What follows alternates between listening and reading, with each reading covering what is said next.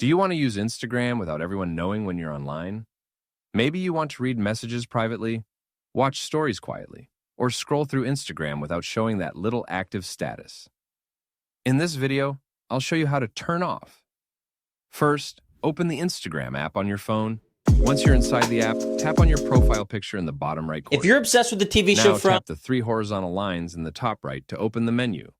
From here, scroll down until you see messages and story replies under the section called How Others Can Interact with You. Tap on it. Next, tap on Show Activity Status. If this option is turned on, people you follow and people you message can see when you're online or when you were last active on Instagram. To stop that, simply tap the toggle switch to turn it off.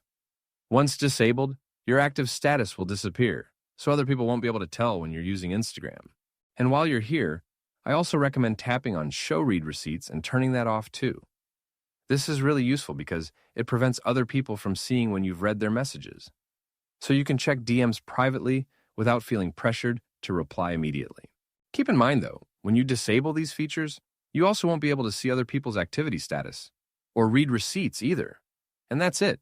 That's how you can use Instagram more privately by hiding your online status and turning off read receipts.